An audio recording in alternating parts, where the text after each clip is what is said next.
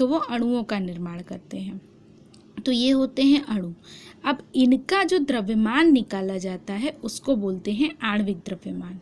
ठीक, अब जब आप किसी भी यौगिक का द्रव्यमान निकालते हो तो उस यौगिक में जो जिससे मिलकर के बने होते हैं वो अणु ही होते हैं।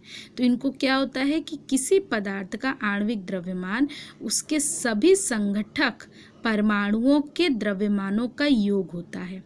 उसके सभी संघटक परमाणु का क्या मतलब हुआ कि कोई भी चीज़ अगर बनी है तो वो परमाणुओं से बनी है, मिलकर के उसने अणु का निर्माण किया है।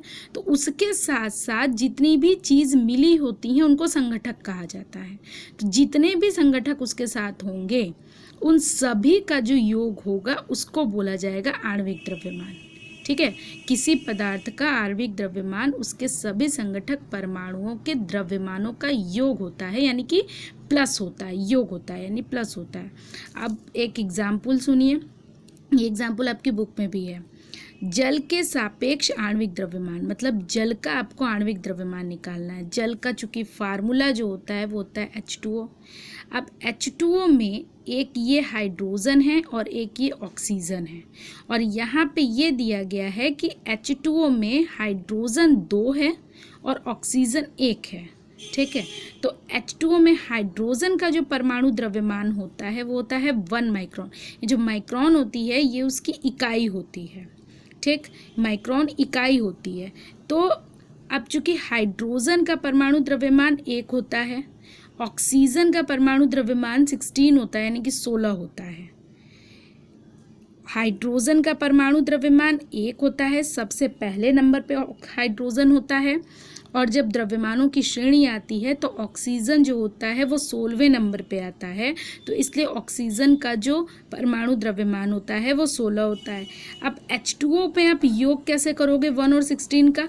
ऐसे करोगे कि जल जिसमें कि 2 परमाणु हाइड्रोजन और 1 परमाणु ऑक्सीजन होते हैं उनका आणविक द्रव्यमान, यहाँ पे देखो H2 है तो H2 का 2 जो होगा ये आपका पहले लिखाएगा, और उसके बाद इस 1 को आप इंटू करोगे। 1 कौन सा 1?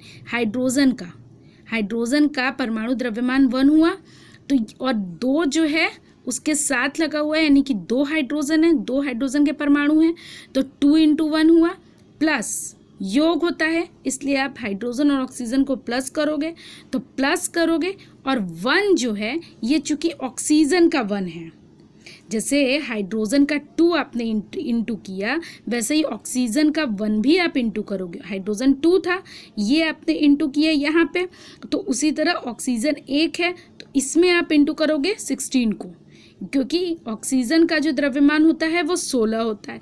अब जब आप इसको इंटू करोगे तो आपका कितना आएगा 2 × 1 यानी कि ये आएगा आपका 2 और प्लस 1 × 16 तो ये आएगा आपका 16, तो इक्वल होगा आपका 18 माइक्रोन। तो जो आपका आणविक द्रव्यमान निकला किसका? H2O का, जल का जो आणविक द्रव्यमान निकला वो आपका 18 माइक्रोन निकला। एक एग्जाम्पल और देख लीजिए HNO3 का। HNO3 में HNO3 होती है नाइट्रिक एसिड। इसका आणविक द्रव्यमान आप जब निकालोगे तो हाइड्रोजन का चूंकि परमाणु द्रव्यमान 1 होता है, ऑक्सीजन का परमाणु द्रव्यमान 16 होता है, नाइट्रोजन का परमाणु द्रव्यमान 14 होता है। ठीक, अब इसमें कितनी कितनी संख्या में परमाणु हैं? हाइड्रोजन 1 है, नाइट्रोजन 1 है, लेकिन ऑक्सीजन कितना है? 3 है। ठीक है ना, हाइड्रोजन 1 है, दिख रहा है इसके साथ कुछ नहीं है तो ये 1 है, नाइट्रोजन भी 1 है, लेकिन ऑक्सीजन यहाँ पे कितना है? 3 है। तो हाइड्रोजन का 1 हुआ, ऑक्सीजन का 16 हुआ, नाइट्रोजन का परमाणु द्रव्यमान 14 हुआ। अब आप यहाँ पे कैसे करोगे? हाइड्रोजन का 1 लिखोगे, फिर HNO3 यानी N का कितना हुआ परमाणु द्रव्यमान? 14 हुआ, तो 1 और प्लस 14 करोगे। ठीक है, उसके बाद आप क्या करोगे? प्लस 3 × 16 करोगे। ठीक, 3 × 16 करोगे और तब आपका निकलेगा 63